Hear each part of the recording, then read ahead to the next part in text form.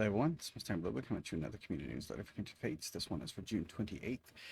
I'm very late on it. I kept forgetting, in between forgetting, I also had an ear infection.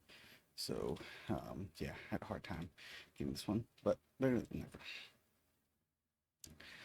So, progress, with action combat being a core pillar of Kindred Fates, and especially for the upcoming combat arena beta, we want a combat to feel better than ever, and we give a lot of careful attention to the sprint, planning out the specific feature improvements and polish we need to make feel combat really shine. A few of these improvements include adding some amount of forward motion to any melee attacks that currently have none, and maintaining a bit of momentum when using melee attacks while running. Prevent you pulling stuck in place when using melee attacks. Okay, that will help combat feel more fluid. I can almost guarantee it because that is one of the worst parts about melee is you just kind of stop when you hit. Adding a feature that's often called hit stop or hit pause to a lot of our melee abilities. The hit stop is a feature with very briefly pause the character's attack animation right at the moment they damage target. It makes it feel more chunky and satisfying. Adding a very small amount of camera shake to more abilities when you hit a target further helps make hits feel more weighty and satisfying, but keeping the effect subtle is key. It's easy to overdo screen shake. When this happens, it's more disorienting and satisfying.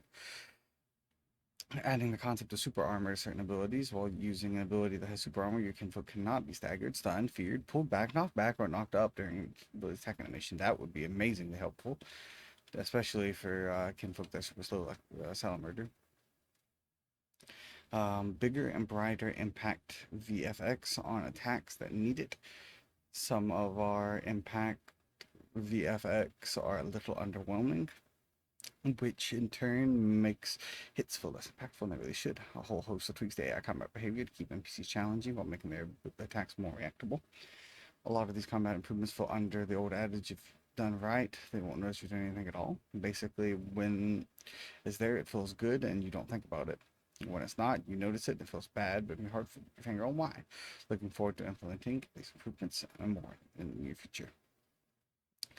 But it hasn't been all planning. A good number of improvements have already been made and a big impact on the game's feel. Here are some of the more interesting changes. Combo abilities like swipe now allow you to aim each individual hit instead of locking you into the rotation of the first swipe.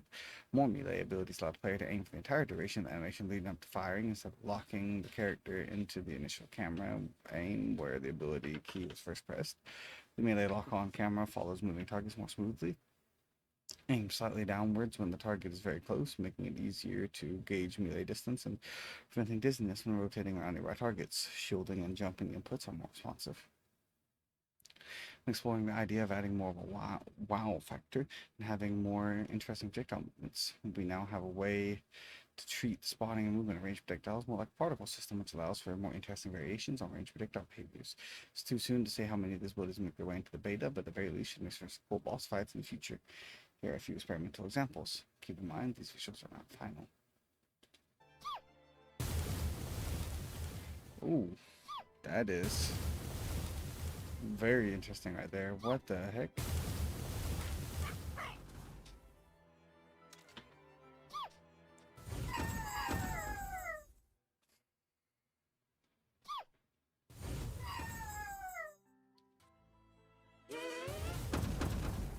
Oh yeah, these are some really cool moves.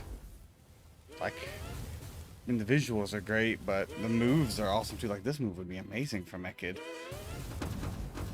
And the kinfolk sounds are pretty cool too to hear.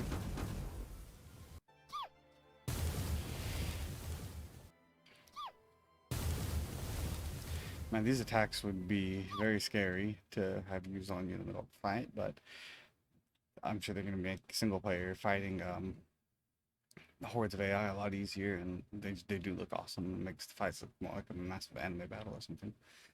Continuing to make solid progress on our multiplayer with the critical stability improvements and bug fixes being at the forefront of our efforts. Development is kind of a loop where we need to make a bunch of fixes, then we wait 30 minutes to an hour for the new version to finish baking, then make a bunch more fixes, wait 30 minutes to an hour to again.